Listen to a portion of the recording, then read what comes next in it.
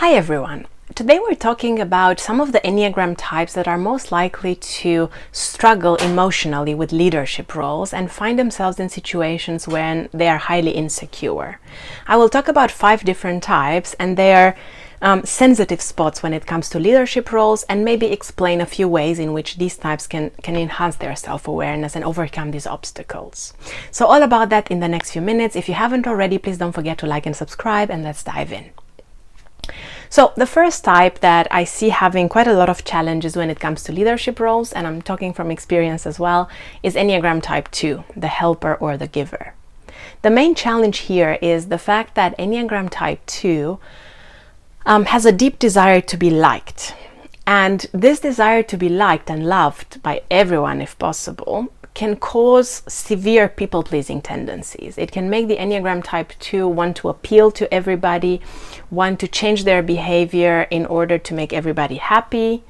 And more practically, this can lead to having challenges with delegation, which is really important in leadership roles. Because, for example, if the Type 2 is leading a team and the people on the team are already really tired, or there's a lot to do in that company, the Type 2 might feel like, oh, if I give all these tasks to these other people, then they will be upset, or they will be hurt, or they will hate me, or they'll get upset at me, or something like that. So rather than delegating as much as I should, I'm just going to do it myself.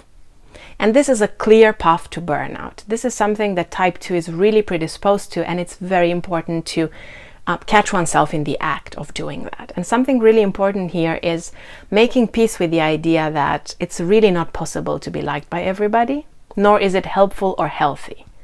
No matter what you do, no matter how nice you are, there will be people who won't like you.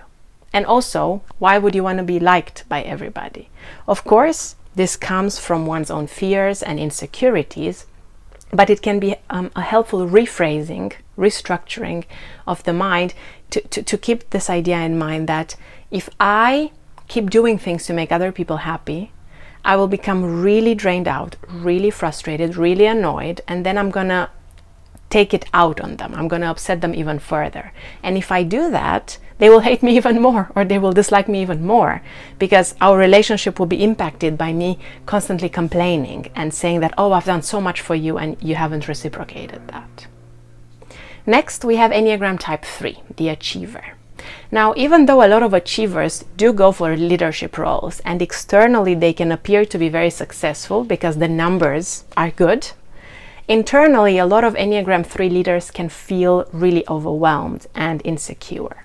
And this is because Enneagram 3 is a heart type, is a feeling triad type, which means they are really sensitive to other people's opinions of them. Like Type 2, they also want to be liked and loved by as many people as possible, but in their case it's more for their achievements, more for their results. So what do? They work harder. They spend even more time at work. They take on new projects and new tasks because they feel like if they do that, they can really impress other people with how much they're doing. They can become better than others and become the outstanding performer that their boss or their company expects of them.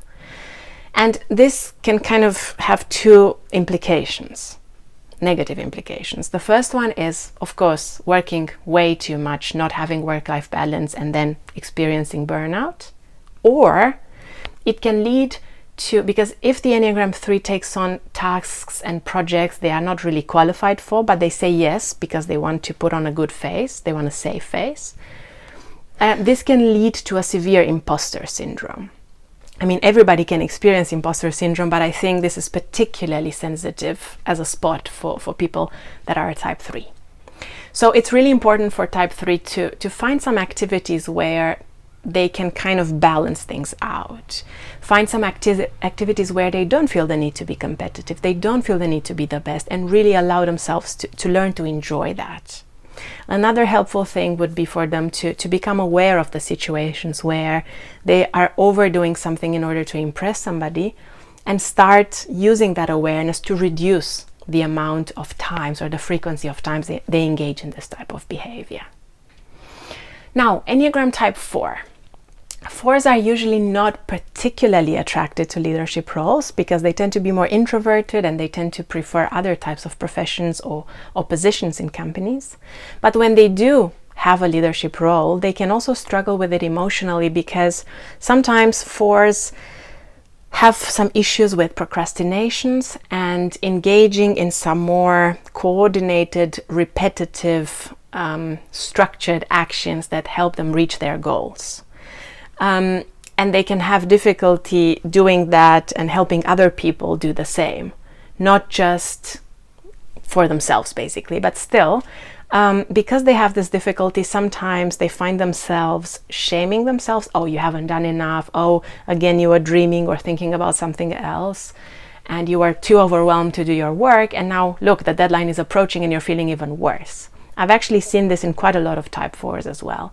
So something really important for type 4 is to find certain practices that help them reduce the amount of anxiety they have with respect to the things that they need to get done, and to use those systems to kind of structure their work, plan their work better in terms of urgency, in terms of importance, in terms of whether they need help from somebody else or not, and then use these systems to kind of put things into place properly.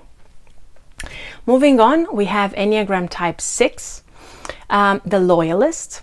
This is a type that is particularly challenged by the fact that they need a lot of external safety and security. And some Enneagram 6 individuals are looking for this at the workplace too. They are looking to belong to the place that they're working in. Not that other people don't, but for Enneagram 6 this can be even stronger. So because of that, they want to secure their position in that company, in that organization. They are afraid of separating from colleagues. They are afraid of losing that workplace. They are afraid of not having people be loyal to them as well.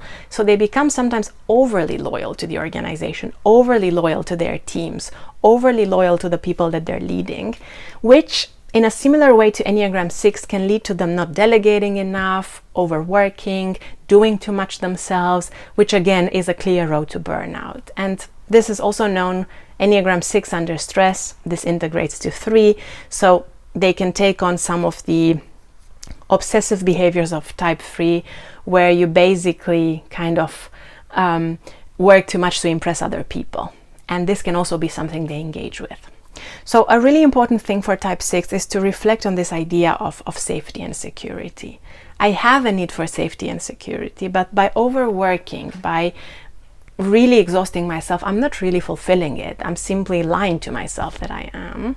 So what are some other ways in which I can feel this need for safety and security? Can I do it in a personal relationship with someone where I feel really supported?